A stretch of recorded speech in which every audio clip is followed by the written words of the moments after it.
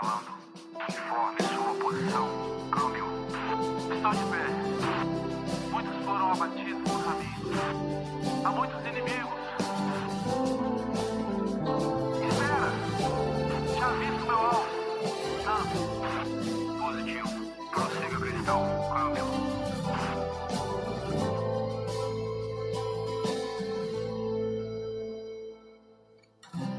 Salvação, o discernimento, imunidade para o meu coração. Ela me leva a outra dimensão para combater o mal nas regiões celestiais. Por isso lutei até transpirar na guerra sem carne, sem sangue a derramar. Guardei os meus pés e o meu coração. Com a mente protegida estou, segurando a espada na mão. Minha fé depositei no Senhor. Na batalha eu ganhei proteção. Com a mente protegida estou, segurando a espada na mão. Meu currículo é de campeão. Rei dos reis, na palavra estou de pé. Inabalável é minha fé. No dia mau, Senhor, te adorei. Te busquei quando li Efésios 6. Tua armadura usei E com muita precisão me defendi. e ataquei.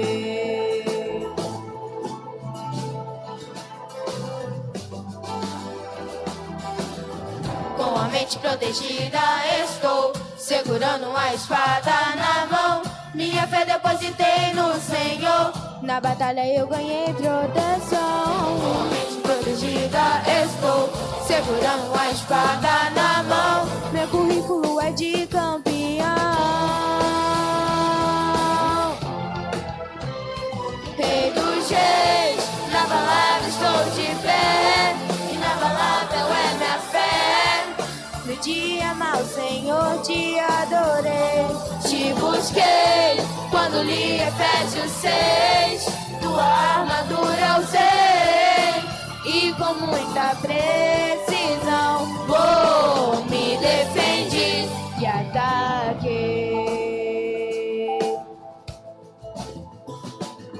Igreja, Glória a Deus, de quem é a vitória? é do povo de Deus. Igreja, Glória a Deus, de quem é a vitória? é do povo de Deus. Eu tenho o capacete da salvação, Eu tenho o capacete da salvação, a coraça da justiça no meu a coração. coraça da justiça no meu coração. Guardei os pés Na preparação, do evangelho. eu já tenho minhas mãos. Espada, escudo, estou pronto pra lutar. Defesa, ataque, não posso vacilar. A porta do inferno nunca prevalecerá contra a igreja que não para de orar.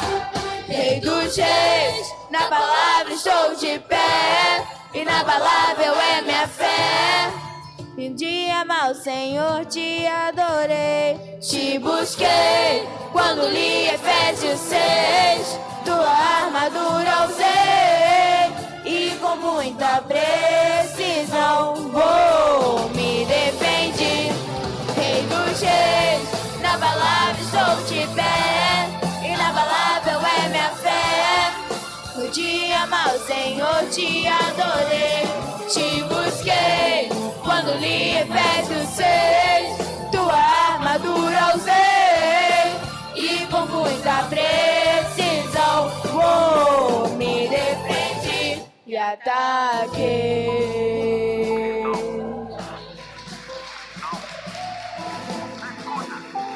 Combati o bom combate. Acabei a carreira. Eu disse, tem que ter, né? Semana de oração não tem jeito, né? A gente acostuma mal, a gente tem que, né, dar curso ao processo. Então, quarta-feira, culto de oração na igreja, o pastor Levi vai estar trazendo um estudo bíblico, também sobre o tema da família, tá? E quinta-feira o pastor Moisés vai estar de volta conosco, na sexta-feira também. Foi um acordo que a gente fez para ele poder assistir à igreja dele, senão quarta-feira, né, ele não estaria lá. E aí seria um problema. Pastor pode não fazer nada a semana toda, pastor. Mas se ele faltar no domingo e na quarta-feira, ele tá mal das pernas, entendeu? Meus irmãos, boa noite, a paz, tudo bem? Nós ontem falamos um pouquinho sobre o desafio de mantermos a família saudável na pós-modernidade. E hoje vamos falar, se o Senhor assim permitir, sobre princípios de autoridade na criação de filhos. Criar filhos, todo mundo sabe, não é brincadeira, né? E eu gostaria de deixar como texto base o texto da carta do apóstolo Paulo aos Efésios, capítulo 6. Capítulo 6, os primeiros versículos, ele nos diz assim: Vós, filhos, sede obediente a vossos pais no Senhor, porque isto é justo. Honra teu pai e tua mãe, que é o primeiro mandamento com promessa, para que te vá bem e vivas muito tempo sobre a terra. E vós, pais, não provoqueis a ira vossos filhos, mas criai-os na doutrina e a demonstração do Senhor. Amém? Esse é o texto que nós já conhecemos, que é um texto assim, base, né, para a questão de pais e filhos. Tem muitos outros textos nas Escrituras relacionados, desde o Antigo até o Novo Testamento, inclusive Colossenses capítulo 3, versículo 20, o apóstolo Paulo, sempre que estava falando sobre o dever do marido e da mulher, que falamos ontem, então ele fala logo a seguir do dever também dos filhos e do dever também dos pais, porque é uma sequência, né, no assunto. E nós observamos que no contexto familiar, o relacionamento pais e filhos nem sempre tem sido dos melhores. Ontem, por exemplo, nós citamos aqui o caso de Isaac e Rebeca, que tiveram maus momentos no relacionamento entre pais e filhos. Então, homens de Deus não deixaram de ser homens de Deus, não deixaram de ser bons crentes, bons cristãos, mas tiveram, às vezes, dificuldades no relacionamento pais e filhos. E a Bíblia mostra muitos outros casos, que a gente cita assim, às vezes esses mais, vamos dizer assim, que são mais específicos ou que estão mais em evidência, mas tem muitos outros casos que aconteceram. A família de Davi, por exemplo, foi uma desgraceira só. O relacionamento entre pai e filho na casa de Davi foi uma coisa terrível, que ninguém deseja. É claro que a gente ensina aquele corinho às crianças, né, que quer cantar como Davi, quer dançar como Davi, mas só essa parte que ele fez alguma coisa que foi notável perante o Senhor. Mas se for na questão de Davi como pai, nota 0. Davi como pai foi nota 0. Os filhos não se entendiam, houve incesto na família. Os filhos, o próprio filho queria tomar o lugar do pai, e era uma lenha aquela casa. Mas nós olhamos sempre o lado bom, né? A pintura está bonita externa, aí lá dentro a gente não se importa muito. E quando nós olhamos, irmãos, a vida familiar, não adianta você fazer uma fachada, não adianta você deixar bonito para que os vizinhos vejam, porque lá dentro é que tem que funcionar. É dentro de casa que tem que funcionar, tanto o relacionamento. Eu lembro também de ter dito que muitos problemas dos filhos, na verdade, das crianças, estão nos pais. E se nós nos consertarmos, então isso já facilita muito esse relacionamento entre pais e filhos. E dentro desse contexto, a Bíblia nos diz, tanto no Salmo 128, que eu falei também sobre ele, mencionei, né, que ele é a casa padrão, onde tem ali filhos dentro daquela casa à volta da mesa como rebentos de oliveira. Quer dizer, coisa boa. E tanto no Salmo 127, que é o salmo que também nós citamos quando falamos o verso 1, de que Deus precisa ser o membro presente, invisível, mas sempre presente no lar, o verso de número 3 diz que os filhos são herança do Senhor. Olha só, quando se fala numa herança, alguém aqui pensa em coisa ruim? Você recebe lá uma correspondência, ó, compareça lá, não sei aonde, aí das contas, que alguém deixou uma herança para você. Pode até ser uma coisa insignificante, mas você já vai com aquela expectativa, agora eu estou rico, agora eu saio da miséria, né? Então, agora eu como picanha de fato. Então, mas não, aí você já pensa numa coisa boa, não é verdade? E filhos são herança do Senhor. Olha só, então filhos não é investimento, mas é herança do Senhor.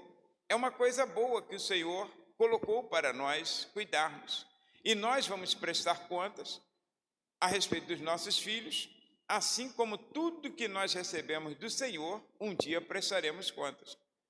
Então, observa, dentro desse contexto, e eu quero observar logo aqui, que o que eu estou falando aqui vale para padrasto, vale para madrasta, vale para enteados e enteadas. Porque como exemplo, irmãos, como exemplo de criação de filhos, nós temos a casa de José e Maria. José foi o padrasto por excelência e Jesus foi um enteado por excelência. Ele obedecia ao seu padrasto como se fosse seu pai e José o criou como se fosse de fato seu filho. Tanto que quando Jesus está adulto, José provavelmente já morto, aí alguém fala assim, não é esse o filho do carpinteiro? Está vendo?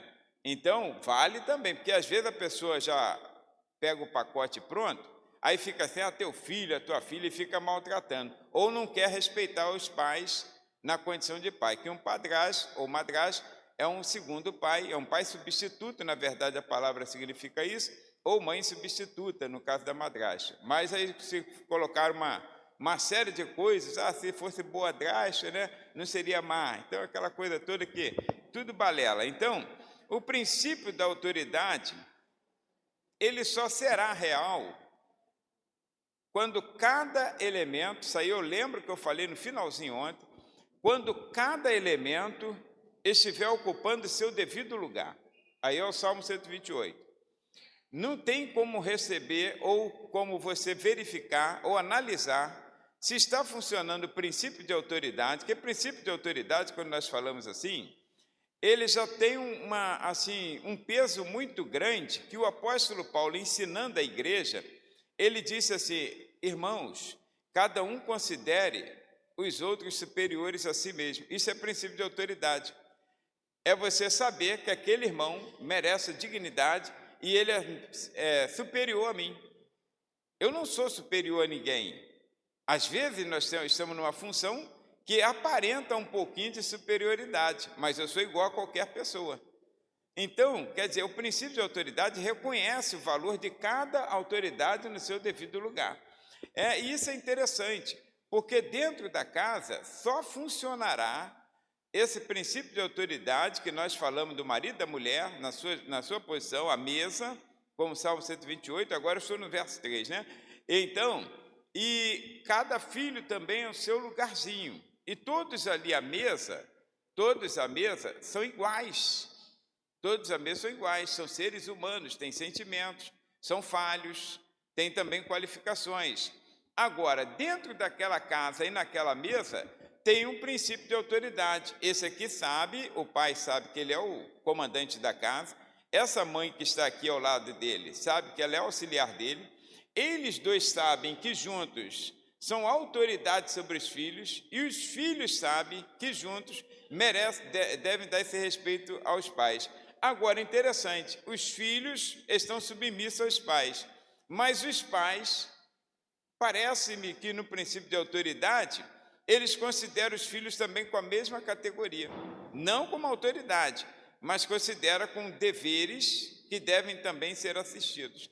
Aí observa, dentro desses princípios, nós vamos colocar primariamente 2 princípios ativos que estão dentro daquela casa e nesse texto que nós olhamos. Primeiro, filhos, nós vamos falar menos de filho e mais dos pais, porque falando mais dos pais, nós estaremos exercendo aquilo que Deus nos deu como função e, ao mesmo tempo, os filhos estarão aprendendo, porque também estamos na condição de filhos. Alguns já têm os pais mortos, já como eu, falecidos, mas ainda continuo me considerando filho. Então, quais são os 2 princípios ativos? Primeiro, os filhos precisam se posicionar como filhos. Tem aqui algumas crianças aí, alguns adolescentes, né? Os filhos precisam se posicionar como filhos. O grande problema que hoje está acontecendo é que Deus deu 2 tarefas só, 2 deveres de casa. Presta atenção. Às vezes, quando nós estamos estudando, e os filhos estão estudando, esses adolescentes, a bronca que eles têm dos professores é o quê? O professor enche de dever de casa. E se ele tem assim um feriadão, aí o professor taca mais ainda. Que sabe que quer mesmo que eles passem final de semana arrebentado. Mas é para o bem deles, mas só que a gente não vê assim. Quando nós éramos alunos, também não víamos assim. Agora nós enxergamos dessa forma. Mas quando Deus estabeleceu as normas, as diretrizes para um bom funcionamento da família, aí Deus, isso aqui é uma norma, é uma regra que Deus estabeleceu a todas as famílias. Não pode ser assim, nessa família funciona, naquela não funciona. Deus estabeleceu para todo mundo seguir essas normas.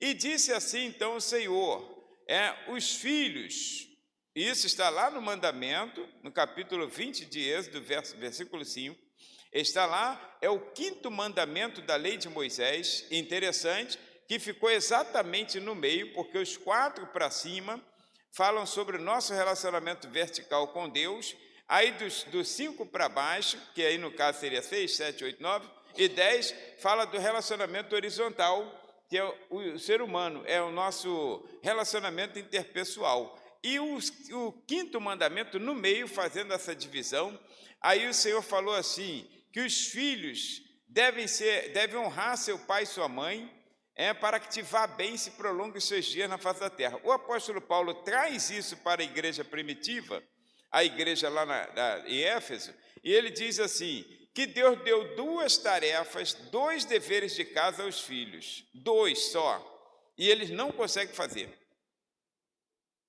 2, só obedecer e honrar. Que dificuldade que eles têm de obedecer e de honrar. E o princípio que Deus estabeleceu da obediência e da honra é que quando isso funcionar dentro de casa, funcionará em qualquer lugar ou repartição aqui fora. Quem aprendeu a obedecer e quem aprendeu a honrar, obedecerá e honrará em qualquer lugar. Ele conhecerá, sem querer, o princípio de autoridade.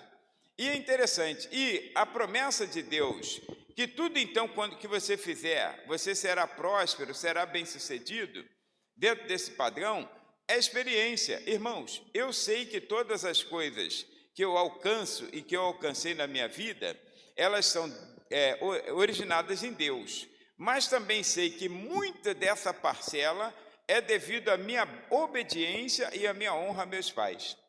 Eu não tinha coragem de desobedecê-los, eu não tinha coragem de desonrá-los.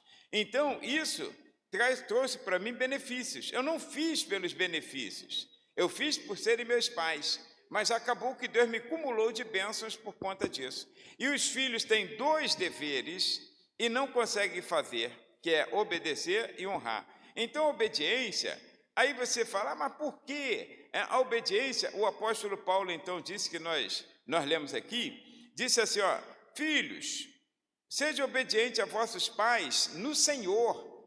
Aí ele dá só uma razão, porque isso é justo. É justo, ele é seu pai, ela é sua mãe. Só por isso. Mas por que eu tenho... É seu pai e a sua mãe. E quando é que nós demonstramos desobediência? Às vezes dá a impressão que a pessoa está obedecendo e que ela está sendo bom filho, mas às vezes uma coisinha assim, olha, demonstra que você não conhece o princípio de autoridade. E nós estamos vivendo em tempos em que alguém inventou uma certa palavra, que as pessoas falam assim, privacidade. Filhos nunca tiveram privacidade. A gente não sabia, isso aí não tinha no nosso vocabulário quando criança e adolescente, tá? Privacidade, não tinha. Lá em casa eram 20 filhos, minha mãe teve 20 filhos, pasmem. Meu pai achou que era para procriar, encher a terra sozinho. Ele não entendeu que não era só para ele, né? 20 filhos eles tiveram. Aí o que acontece? Com 20 filhos, nós não passamos fome, não passamos necessidade, ele se desdobrava, um homem honrado, cristão, servo do Senhor, fazia de tudo, tudo nós tínhamos. Agora, não tinha luxo, não tinha luxo. O quarto, os nossos quartos, era cortina de saco de leite. Quer dizer, não tinha luxo. Está vendo como é que nós sou pobre? Então, cortina de saco de leite. Agora, então, a hora que eles quisessem entrar, invadir, eles podiam entrar e invadir. Aí hoje o pai coloca, para benefício dos filhos, uma porta bonitinha, arrumadinha, dentro do quarto, tem chave, tem trinco. Aí o que acontece? Um filho foi, o pai entrou no quarto, aí a filha falou assim, o senhor está invadindo a minha privacidade. Aquilo doeu, invadindo minha privacidade. Aí ele saiu, sem falar nada, foi lá no quartinho de ferramentas, trouxe a chave de fenda, arrancou a dobradiça, tirou a porta e levou. Porque eu coloquei essa porta aí. Foi eu que comprei. Fica privado agora. Sem porta. Quem mandou falar demais? Filho não tem privacidade. Os pais, pelo direito, olha só, pelo princípio de autoridade, você respeita e dá essa privacidade.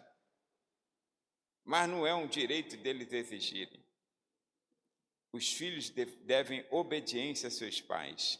É que esses garotões hoje aí, essa garotada, eles não foram acostumados como nós. Eu comecei a trabalhar 13 anos informalmente, 15 anos eu já tinha carteira assinada. E a gente pegava o dinheiro, não ficava com o dinheiro no bolso não, na mão da mamãe ou do papai. Era assim, vinha tudinho, não é esconder não, na mão da mamãe e do papai. Aí entregava eles ali, ó. Aí eles é quem administrar para nós o dinheiro. Sabia disso? Abrir aquela caderneta de poupança lá da letra ou da qual é a outra? Quem é velho igual eu aí? Deu fim, ó. Tá vendo que é? Tá vendo que não sou eu que sou velho? Tem muita gente. Então, gente, mas os pais, agora, nós aprendemos a obedecer. Aprendemos a obedecer. Então, essa obediência é porque é justo. São seus pais. São seus pais.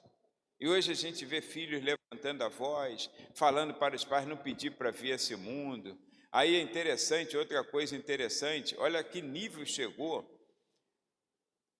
Aquele tempo, pelo menos lá, e eu acho que quase todos, a padaria era muito longe de casa, a mercearia era longe. E mamãe falava assim, vai lá comprar o pão. Aí nós íamos lá, e era longe, e ela ainda tinha uma padaria da preferência dela, que era mais longe ainda. Não sei se aquilo era aprovação. Eu acho que não era aprovação, acho que era, para Deus te provar, eu acho que não era dela. É maldade não. Aí vai, não, quero naquela padaria, existe ainda até hoje, padaria Jurema, vai na padaria Jurema. Aí a gente tinha que ir na padaria Jurema. Não adiantava tentar burlar, porque mãe sabe das coisas, né? O Espírito de Deus revela, né? Aí, então, dá aquele revelamento, ela fala, esse pão não é de lá, não. Aí a gente ia, e detalhe, ia tranquilo, voltava tranquilo. Aí agora, hoje, geralmente eles moram assim, ó, em prédios, a padaria aqui embaixo, no subsolo. Aí, filho, vai lá comprar o pão. Eles reclamam. Só tem eu nessa casa, e às vezes é filho único. Só tem eu nessa casa. Quer dizer, eles querem que os pais peguem o dinheiro e ainda vá comprar o pão para eles. Se tornaram como se fossem reizinhos dentro de casa. E isso é mal, porque ainda que os pais, eu não vejo problema nisso. O problema não é você ver, o problema é que Deus vê problema nisso. Os filhos precisam, porque é ordenança de Deus, e Colossenses 3:20 que eu falei, isso é grato ao Senhor. Está escrito assim, ser grato ao Senhor, ou seja, isso agrada a Deus, faz Deus sorrir. Então, quando você obedece, você está só cumprindo uma obrigação. E detalhe, prestar honra, gente, é mandamento. O apóstolo Paulo falou, é mandamento. E a honra e a obediência da obediência. Você ainda se livra.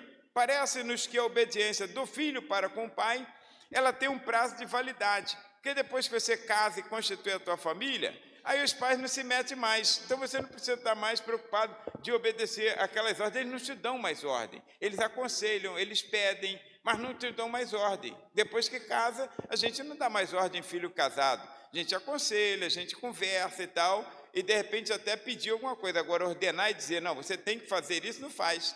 Então, tem um prazo determinado. Agora, a honra é para toda a vida, até quando envelhecer. Os olhos que zombam dos pais ou da mãe, quando essa vier envelhecer, diz Provérbios 23, corvos do ribeiro o arrancarão. Quer dizer, ele não terá prosperidade, Deus não abençoará essa vida, ele levará uma maldição sobre si.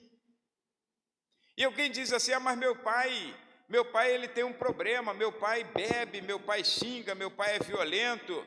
A Bíblia não deixa dizendo assim, olha, você filho obedeça, você honra seu pai, se ele for crente, se ele for certinho, se ele for honesto.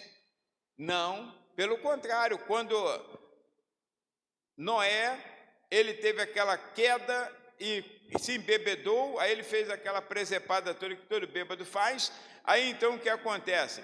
O filho mais novo caçoou do pai. Quando o pai se recobrou dos sentidos que ficou sabendo, achou aquilo bonito? Não. Quem era o errado? Noé. Mas Noé falou assim, você, Canaã, tu é maldito, você vai ser amaldiçoado, você não vai ser como teus irmãos. Pegou ou não pegou a maldição?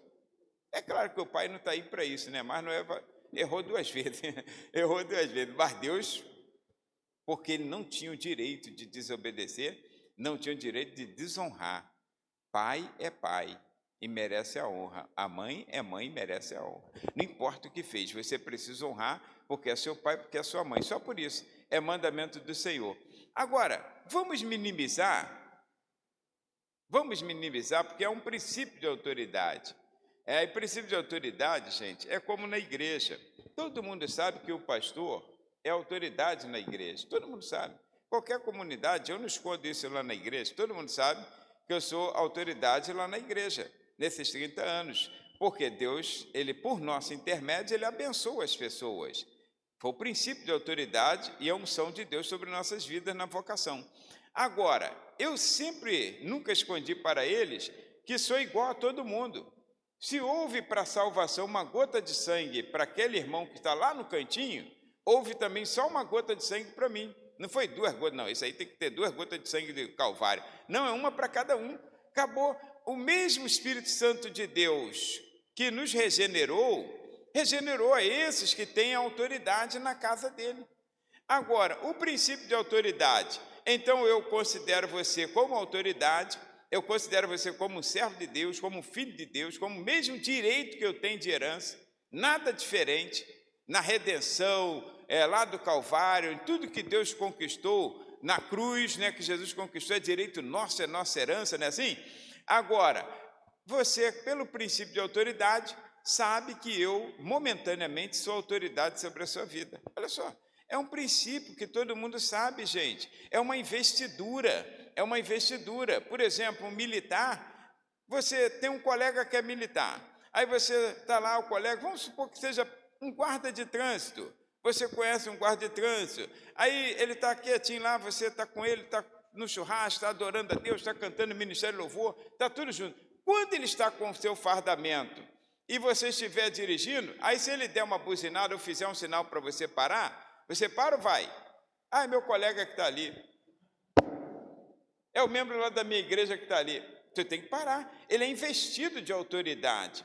E aquele que é investido de autoridade, então, ele está revestido por aquele que o empossou, por aquele que lhe deu esse revestimento.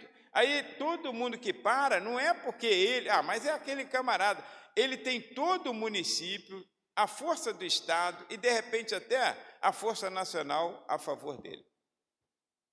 É isso, é você reconhecer. E você, pai, aí a Bíblia diz assim para os pais, e vós, pais, não provoqueis os vossos filhos a ira. Ou seja, os pais precisam se posicionar como pais. O problema todo é que muitas pessoas hoje não se posicionam mais como pais. Você já viu que os pais querem ser como se fosse um colega da escola de seu filho? Não que você não possa rir, não possa brincar, não possa conversar, mas você tem que se posicionar como pai. Você é autoridade na sua casa. Deus te deu autoridade sobre seus filhos para abençoá-los. E se de repente eles forem amaldiçoados, quem sabe a culpa não recaia sobre nossas vidas? Talvez não recaia, mas o caso de Cã, que foi amaldiçoado, a culpa Deus colocou, mas a culpa foi de Noé. A culpa foi de Noé, porque Noé provocou o seu filho àquela situação.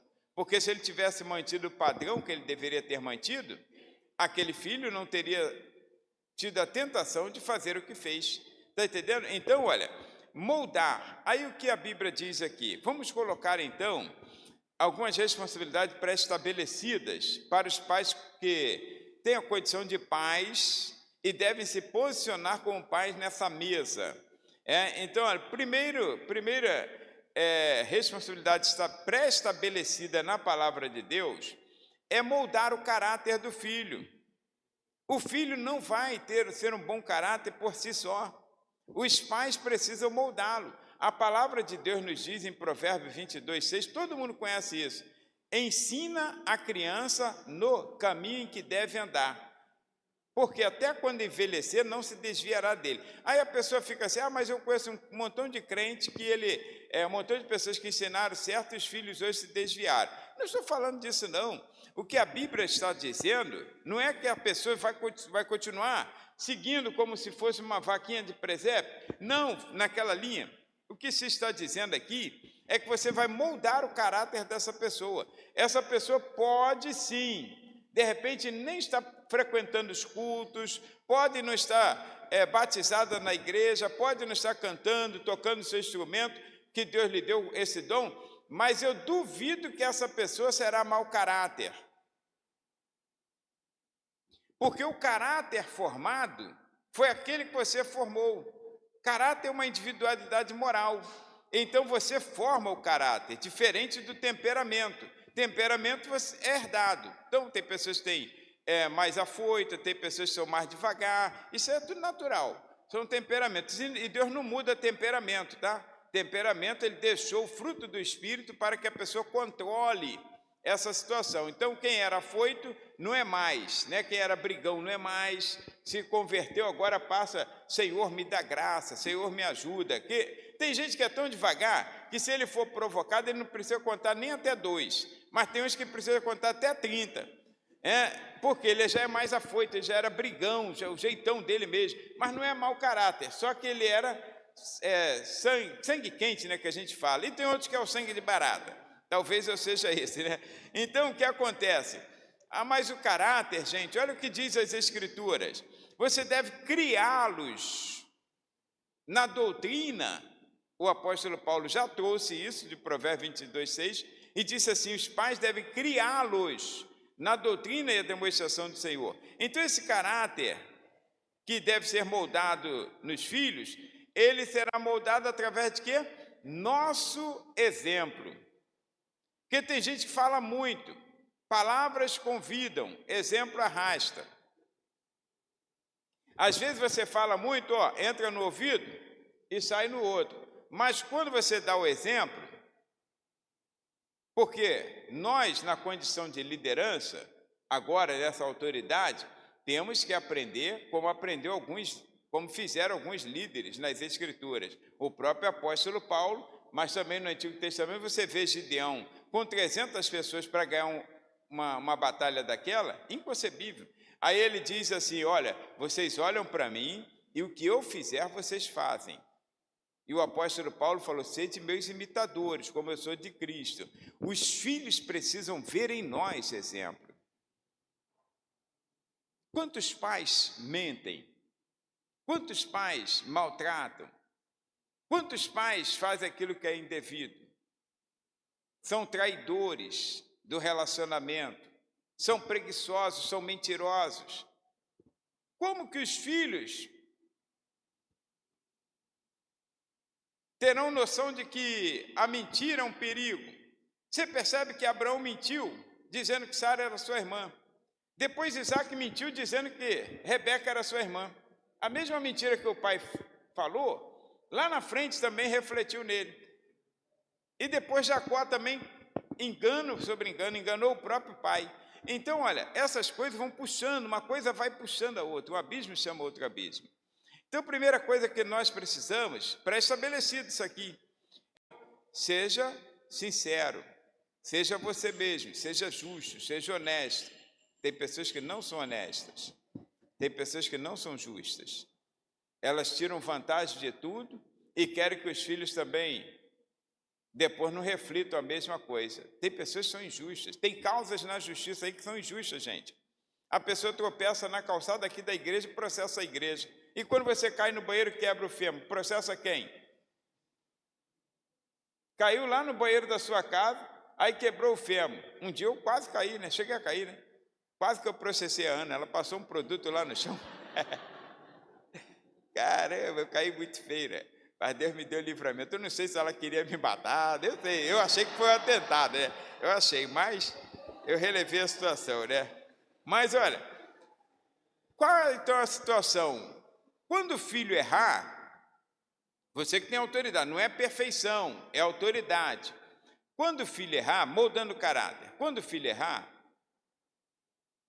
ensine o certo. E quando ele acertar, elogio. Geralmente nós, quando o filho erra, aí sulapamos. E quando o filho acerta, não fez nada mais do que a tua obrigação, não é assim? Vós, pais, não provoqueis, não conduzas, é esse o texto, não conduzes seus filhos à ira. Tem gente que conduz, tem gente que provoca, tem gente que exige aquilo que ele não fazia. Eu quero que meu filho... Não, quanto você tirou na prova? Quanto foi a tua nota? 8. Ele já vem até com medo. Você tinha que ter tirado 10, que você paga uma escola cara e você só faz isso mesmo, você estuda. E se o filho, claro, ele não pode fazer isso, mas perguntasse quanto o senhor tirava quando era aluno? Temos que ser justos, não temos que ser justos? Temos que ser justos. Será que eu sempre tirei 10? Você sempre tirou 10 na escola? Então temos que ser justos. A justiça, gente, o caráter, ele é moldado nessa justiça. Eles vão olhar para nós, não vão ver coisas. Por exemplo, eu citei aqui que meu pai era um homem honrado, meu pai era um homem nobre, ele trabalhava, entendeu? Ele nunca deixou faltar nada dentro de casa. Ele tinha defeitos? Claro que tinha defeitos. Ele tinha defeitos, mas os acertos dele também fez com que meu caráter e o de meus irmãos também, pelo menos a maior parte deles, fizesse por cópia. A gente não gosta de ficar devendo a ninguém. A gente não gosta. Lá em casa ninguém, meu pai não devia 1 centavo a ninguém. Ele era chato, ele devia ser, na verdade, em vez de ser assembleano, era para ele ter sido metodista, né? Ele era muito metódico, porque ele não gostava de dever a ninguém. Se ele pegasse uma coisa com alguém, ele ficava doente se ele não fosse devolver. E ele dizia uma coisa, olha, para a gente, desde garoto, o homem tem que ter temor de Deus, e se não tiver temor de Deus, pelo menos tenha vergonha na cara. Então nós somos assim, pagar conta em dia, aquela coisa, já está vencendo 3 dias, 4 dias antes, a gente já está com aquela ansiedade. Por quê? Porque nós aprendemos dessa forma. Então, coisas que nós vimos, ele era honesto, ele era justo, ele não gostava de fazer uma coisa e depois voltar atrás. Ele dizia: o que é trato não é caro nem barato, você deu a palavra, agora já era. Ele cumpria com a palavra. Isso está na Bíblia, mesmo que jure com dano seu, mas não muda. Isso nós aprendemos, isso transmitimos. Agora, olha só, vamos gerar respeito com isso aqui, nesse molde do caráter, gerar respeito às autoridades. Que dificuldade você acha que eu tenho de respeitar a autoridade? Nenhuma, irmãos. Eu não tenho dificuldade de respeitar o meu pastor, que eu tenho um pastor também, tá? Aí não tenho dificuldade de respeitar a minha liderança maior, não tenho dificuldade de respeitar quem estiver sobre mim como líder, não tenho. Porque eu aprendi isso, então não é aquele peso, eu tenho que obedecer, eu tenho que respeitar, seria ruim. Aí, outra coisa interessante, tem que disciplinar. A disciplina, o problema é que às vezes quando você fala em disciplina, a gente só acha que a disciplina é bater, não é isso? A disciplina é bater. Bom, vamos pensar que a disciplina seja bater. Na igreja tem disciplina? Na igreja tem disciplina quando um membro erra? E o pastor sai, pega ali um cabo de vassoura, um cabo de picareta, e diz a escrita assim, disciplina, é assim? Às vezes pode até dar vontade no pastor de fazer, mas não pode. Então, quer dizer, irmãos, a disciplina é uma correção, é uma exortação. A disciplina e exortar, diferente do que muitos pensam, é um dom, né? Exortar é um dom, está em Romanos capítulo 12. E diferente do que muitos pensam, exortar não é chicotear, não é arrebentar com pessoas. Exortar é chamar a pessoa para si, para consertá-la, para trazê-la de volta ao caminho, olha só, para o acerto.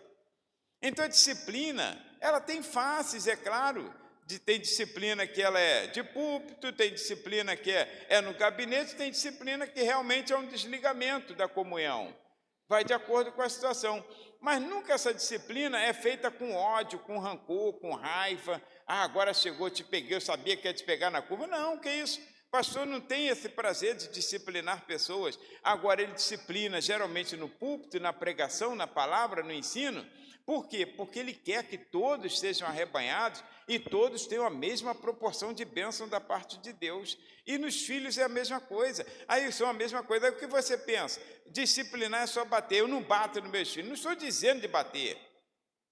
Não estou dizendo. Embora a Bíblia também deixa a entender que essa vara podia ser, né? Fustigar, dar-lhe umas varadas mesmo na unção de Deus. Agora, não estou dizendo que você tenha que bater, eu estou dizendo que você tem que disciplinar. O problema é que hoje algumas pessoas não corrigem seus filhos.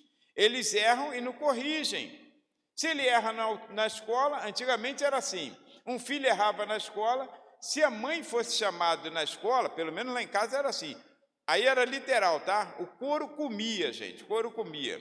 Era literal, lá tinha um cinto assim, ó, e tinha uma palmatória. Minha mãe não usava palmatória, o pai usava, né? Aí, quantos anos você tem? 10. Eu lembro disso até hoje. Aí, 10. Então, estende a mão. Eram 10 palmas. Tum, tum, tum, tum. E não podia encolher assim para disfarçar, não. Tinha que ser reta, né? Eu saía dali quicando com a mão entre as pernas, procurando a primeira torneira de água que tivesse para poder tentar esfriar aquilo. Olha, ninguém morreu por causa disso. Agora, talvez hoje você tenha receio de fazê-lo por causa do conselho tutelar e do ECA. Agora, irmão, escuta, você precisa entender, você precisa disciplinar. Errou, corrige. Aí hoje erra, o filho erra, a mãe vai lá na escola e peita a professora, peita a diretora, peita... O que é isso, gente? O que está acontecendo? Você está criando um marginal. E você vai prestar conta disso que você está fazendo ao Senhor. Porque nós criamos os filhos na doutrina e a demonstração do Senhor.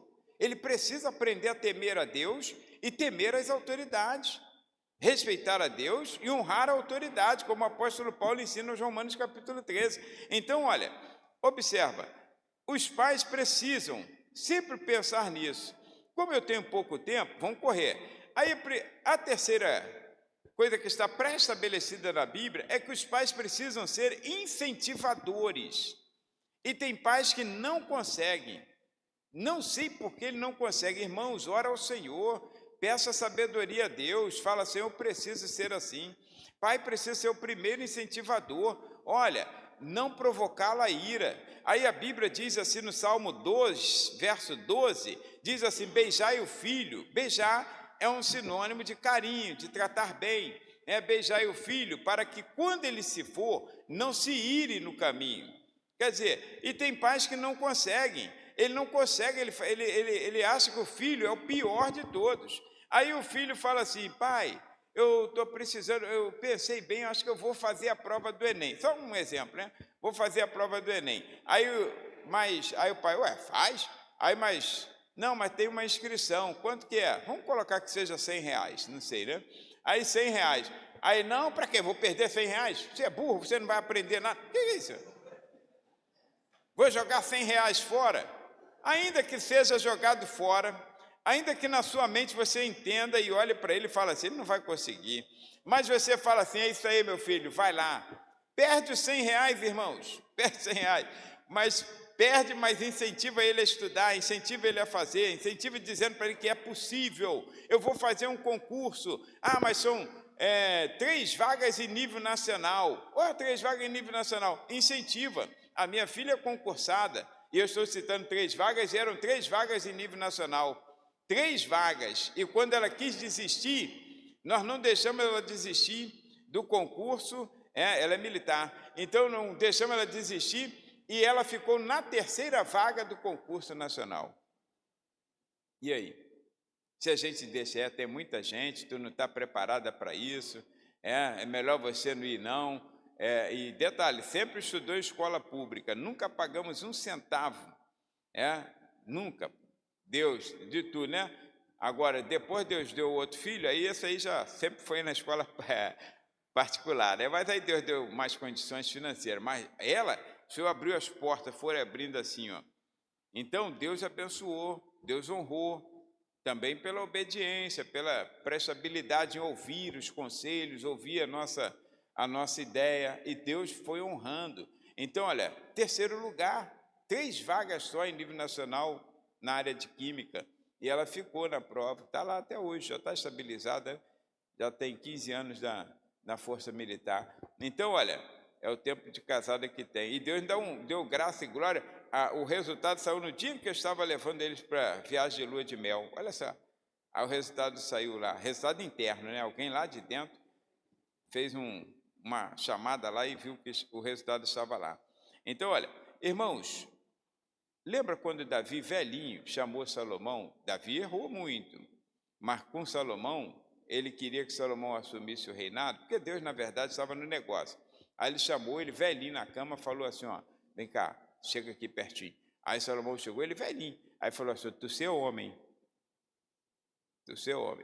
assume esse comando aí e faça tudo certinho. Salomão errou, não foi por culpa de Davi naquele momento, e nem por culpa de Deus. Errou porque era olho grande, não podia ver uma mulher que corria atrás. Então, ele que errou, por conta dele mesmo. Mas Davi falou assim, tu seja homem.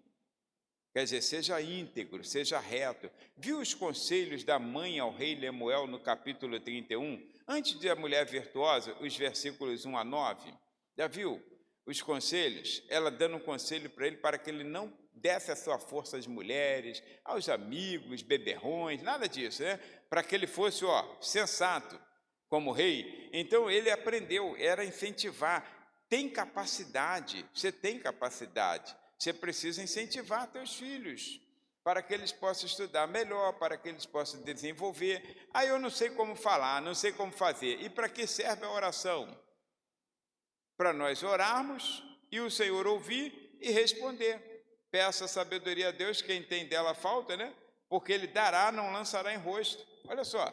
Então incentive os seus filhos. Tem pais, mas eu a vida toda errei. Vamos falar um pouquinho sobre isso aqui, para no finalzinho.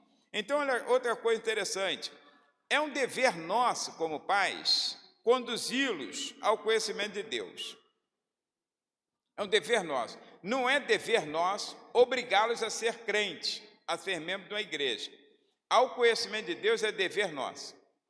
Depois eles vão tomar a decisão, mas é dever nosso conduzi-los ao conhecimento de Deus, tá?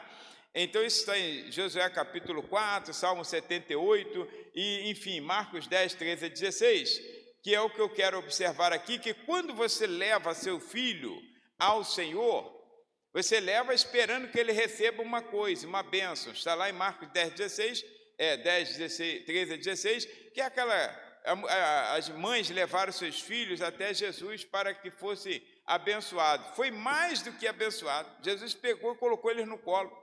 Olha só, além de, que podia ele dali mesmo falar, tá bom, tá abençoado, vai em paz todo mundo aí. Não, ele pegou, abraçou as crianças. O Senhor é assim, Ele dá muito mais do que nós desejamos. Então é dever nosso levá-los até Jesus. Agora, se eles permanecerão nos braços, no colo do Pai, é outra história. Se eles não permanecerão, também é outra história. Mas aquilo que você fez a conduzi-los até ali, Deus honra essa tua atitude, que essa é a sua função. Essa é a sua obrigação. Filhos são diferentes, tá? Olha, Caim e Abel foram criados pelos mesmos pais, tiveram as mesmas orientações, tanto que eles sabiam o que ofertar ao Senhor. Agora, a oferta de Abel agradou a atitude de Abel e a de Caim não agradou. Mas tiveram a mesma orientação. Ali não foi culpa dos pais, ali foi culpa dele mesmo. Então, quando você faz aquilo que é certo, depois se der errado lá na frente, você fica sem peso na consciência. Agora, você não fez o que é certo, não deu exemplo, não ensinou o que deveria. Aí você fica aí com cara de chorão, aí pedindo ao Senhor misericórdia, porque você errou. Então, faça aquilo que é certo, aquilo que é devido, e deixa Deus ser Deus na vida dessas crianças, desses filhos. E como eu estou correndo um pouquinho, observa, uma das maiores, vamos dizer assim, atribuições que Deus nos deu para que nós passemos para os nossos filhos é aprender a perdoá-los. E tem pessoas que não perdoam. Perdão é fundamental, gente. Perdão é fundamental. O perdão é fundamental nesse relacionamento de pais e filhos. Quando os filhos erram, os pais têm que estar prontos a perdoar. E tem pais que guardam rancor. Como pode um pai ficar sem falar com o filho? Eu fico tentando imaginar. Tem pais que não falam com os filhos. Tem filhos que não falam com os pais. Filhos pródigos dentro de casa. É pior do que aquele pródigo lá do capítulo 15 de Lucas, né? Porque aquele teve coragem de sair de casa. E esse não, ele fica dentro de casa, comendo, dormindo, gastando tudo, e não sai de casa e não fala com os pais. E tem pais que não falam com os filhos. Estou de mal com meu filho. Como pode ficar de mal com o filho, irmãos?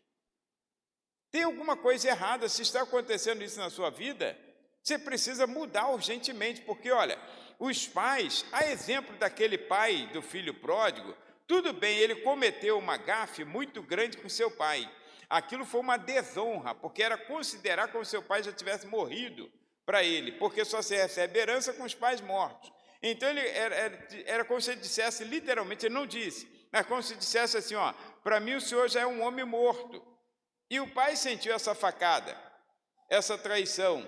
Por isso o pai não foi atrás. Mas você percebe que a Bíblia nos deixa entender que o pai todos os dias olhava para aquele caminho que o filho se foi, esperando a volta dele. Porque quando ele retornou para casa, ele agora estava arrependido, e ele disse, eu vou voltar, voltarei e vou dizer, pai, me perdoa, eu pequei contra o céu e pequei perante ti. Ele não queria vaga de filho, ele queria vaga de empregado. Porque ele tinha tudo dentro de casa e depois saiu e perdeu tudo. Ele sabia que a bênção estava lá e não acompanhando ele, como ele imaginou. Agora, o pai, quando viu ao longe, ele quebrou o protocolo, porque um homem, na vida camponesa, na vida diária dos tempos de Jesus, um homem não corria. Eu citei um livro, tá? A vida diária nos tempos de Jesus. É um livro. Então, esse homem, ele não corria numa cidade, não é como hoje, você perdeu ali, passa um ônibus, você sai correndo. Não, isso era indigno para o homem, era indigno. O homem não corria, ele andava na elegância, por isso que você não me vê correndo, é difícil, muito difícil. Eu só ando assim, passos lentos, né? Devagar, a elegância, né? Então, olha, só anda assim, posso ser feio, mas sou bonitinho, porque ando elegante. Então, olha, aí o que acontece? Esse homem, ele quebrou um protocolo, ele saiu correndo ao encontro do filho, e quando diz que ele abraçou o filho, o texto no grego está dizendo que eles caíram. Um micão que ele pagou, um micão mesmo. Agora, porque o amor pelo filho era muito grande, e com esse amor, mostra que o coração dele nunca teve uma mágoa pela atitude do filho. Ele esperava todos os dias que ele voltasse. Era o dia mais esperado, irmãos. Moveu-se de uma compaixão, correu, abraçou, beijou, aceitou de volta, honrou, calçou seus pés e alegrou-se com ele. Então, olha, eu quero dizer que o meu tempo já foi, são 21 horas, aí eu quero dizer, eu queria falar mais coisas, mas não dá. Mas um dia vai acontecer, né? Uma oportunidade de a gente voltar a falar nesse assunto. Isso aqui é só para a gente entender que pode acontecer. Se estiver acontecendo, você precisa liberar perdão. Irmãos, de perdão não se libera. Olha só, o que acontece nessa questão do perdão? O perdão, às vezes, fica banalizado por causa de nós mesmos na igreja. Às vezes, nós ensinamos assim, tem duas pessoas em intriga ali, tem um irmão com outro irmão, aí você chama no gabinete e fala assim, irmão, você não pode ficar assim, vocês são crentes, são membros da igreja, me deixa até mal, né? Pede perdão a ele aí. Aí aqueles dois barbados ficam olhando um para o outro assim, aí ele vai lá, estende a mão assim sem graça, um toma a iniciativa, aí o outro aperta a mão dele, tá, eu te perdoo, às vezes até se abraça e sai. Mas tinha uma mulher que tinha 2 filhos, 2 adolescentes. Adolescentes são terríveis, né, gente? Eu já fui também. Então, olha, aí tinha 2 adolescentes e eles brigaram. E a mamãe, preocupada com aquela situação, ela chegou na hora de dormir e falou assim: vocês não podem dormir assim. Não pode dormir assim, vocês têm que se perdoar, vocês são irmãos. E nada convencia. Porque, vai que vocês morram aí, essa noite. Aí ele já conhecia a história de céu e inferno e ficaram com medo. Então, o que vocês vão fazer? Aí tá bom, a gente se perdoa. Aí eles foram lá, aí falou assim, apertaram a mão, se abraçaram. Aí quando um foi para a cama, aí o outro falou assim: mas se eu não morrer amanhã, que perdão é esse, gente? Quer dizer, então ia perdoar para não morrer e ir para o inferno, né? Se ele não morrer, de manhã tivesse, a coisa ia pegar. Irmãos, às vezes fazemos isso. Perdoa de verdade. Lança no mar do esquecimento. Não deixa ninguém pescar. Olha, quando você libera o perdão, evita falar sobre aquele assunto. Filhos, às vezes, dão dor de cabeça mesmo. Eu estou falando aqui, mas às vezes é possível que tenha pessoas com filhos que estão presos. Estão presos, estão no presídio, por terem cometido alguma coisa. Você ensinou. Olha só, você ensinou, você orientou. Às vezes eu estou falando aqui, tem filhos que estão na prostituição, estão nas drogas, estão agora às margens da sociedade, e a gente olha ali, parece que tudo é mendigo, né? Não, às vezes tem uma família até nobre, mas estão lá jogados, e tem pessoas sofrendo. Agora, entenda, libera o perdão, erro todo mundo comete. Talvez o caminho de volta seja esse limpar do coração, e você passar a orar, não com aquela raiva, aquela coisa, Senhor, tu sabe que eu fiz a coisa certa, agora eu não quero saber, não é mais por minha conta, se tu quiser salvar, tu salva. Não, negativo, irmãos. Olha com um olhar de bondade, de misericórdia, libera o perdão, porque ele pode retornar à sua casa, a casa do Pai, a sua casa. Está vendo? E não há mágoas no coração. E se você puder, não fique com o coração magoado, não fica assim apreensivo, com um erro, com uma palavra que às vezes falou. Às vezes as palavras fluem assim, sabe? No momento de ira, no momento de discussão, esquentação de cabeça. Mas eu não me lembro, e olha que nossos filhos não são perfeitos, não me lembro de nunca nós termos ficado de mal com os filhos, não lembro. Já teve dias de irritar, né? Dá vontade de matar, né? Mas nunca ficamos de mal, nunca. Por quê? Foi naquele momento assim que deu aquela raiva por causa de uma atitude errada, uma desobediência instantânea, mas nunca ficamos de mal, nunca ficamos. Está entendendo? Então são erros, e às vezes não fazem exatamente o que nós gostaríamos que estivesse fazendo, mas são filhos e devem ser tratados como filhos. Amém? Agora eu quero te dizer uma coisa, fazer uma pergunta aqui, sem resposta, né? Só reflexivo. Como está você, pai, mãe? E como está, agora nesse momento, você, filho? Porque vem a minha pergunta. Se seu filho tivesse opção, lhe escolheria como pai ou como mãe? Ou escolheria a mãe do colega, o pai do colega? Se tivesse opção, pela tua atitude, pela minha atitude, será que ele me escolheria como pai? Será que ele me escolheria como mãe? Se você tivesse opção agora, pai e mãe, né? Você escolheria o seu filho como filho? Então, filho, como você está com seus pais? Porque às vezes vocês acham que os pais são quadrados, mas vocês também provocam seus pais. E às vezes, pais, a gente pensa assim, meu Deus, estou arrependido de ter tido filho. Para que eu fui ter filho, né? Mas os filhos continuam, independente do que nós achamos, sendo herança do Senhor. E herança é coisa boa, você precisa guardar, você precisa cuidar, e você sabe que conservar algo bom dá muito trabalho, irmãos. Dá muito trabalho conservar. Todo mundo sonha um dia em ter um jardim em casa. Ah, eu queria ter uma casa com um jardim. Quando tu vê assim uma casa com um jardim bonito, dá uma vontade de ter, né? Plante um jardim para você ver o trabalho que dá. Tu vai querer ter o quintal com caco de vidro de novo, e não dá trabalho nenhum. Agora, um jardim dá trabalho, gente, é podar, é cuidar, é regar. Agora, o quintal lá com mato, não dá trabalho nenhum, gente, não dá trabalho nenhum. Então, filhos dão trabalhos, mas são herança do Senhor em nossas vidas, amém? E lembre-se, o elemento no lugar devido dará sucesso à sua família. Tá? Vou parar por aqui, pastor, tá? Para poder, quinta-feira eu tenho que voltar, senão o pessoal não quer mais me ouvir. Quinta-feira, no meu cronograma, né, nós estaremos falando um pouco sobre os benefícios do temor de Deus na família. Quantos benefícios trazem uma família que tem o temor de Deus nela? Quantos benefícios? Talvez você saia daqui enriquecido pelos benefícios, que às vezes a pessoa pensa que ela é pobre, né? Porque acha que prosperidade é acúmulo de bens materiais. E não é. Prosperidade é ausência de necessidade.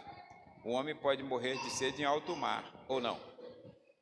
Se ele estiver lá no alto mar, no oceano, pois esse oceano é meu. Aí o que seria a prosperidade?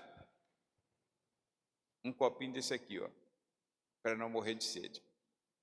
Isso é prosperidade. Prosperidade da teologia da prosperidade é ter uma padaria. Prosperidade bíblica é ter o pão todo dia. Diferente, né?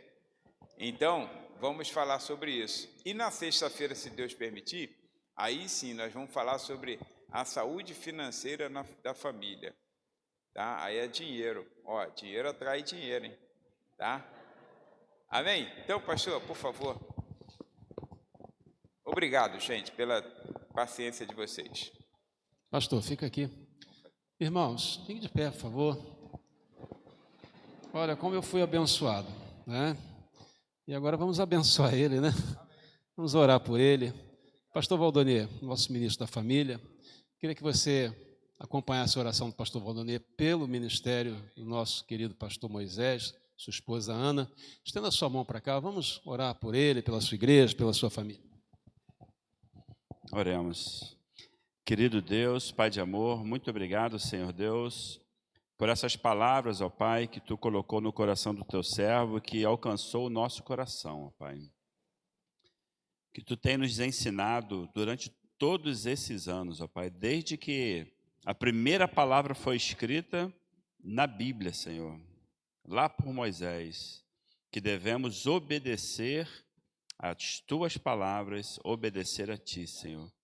E que se fizermos isso, teremos uma vida prolongada, uma vida abençoada, Senhor. E nós agradecemos a Ti, porque Tu orientou os pais a cuidar dos seus filhos, a criarem os filhos com essa primícia, Senhor, com esse entendimento, ó Pai. E, ó Deus, aqui aprendemos muito mais a obedecer, a cuidar dos filhos, a respeitar os pais. E muito obrigado, Senhor, porque essa palavra veio ao nosso coração, nos lembrando e nos ensinando, Senhor. Pai, que Tu esteja abençoando a vida do Teu servo a cada dia, para que ele continue a ser bênção na igreja onde ele está e em outras igrejas onde ele possa levar a Tua palavra, como foi o caso e tem sido aqui na primeira igreja batista durante essa semana. Que Tu abençoe os seus netos, seus filhos, toda a sua família, Senhor. Em nome de Jesus, toda a igreja diz...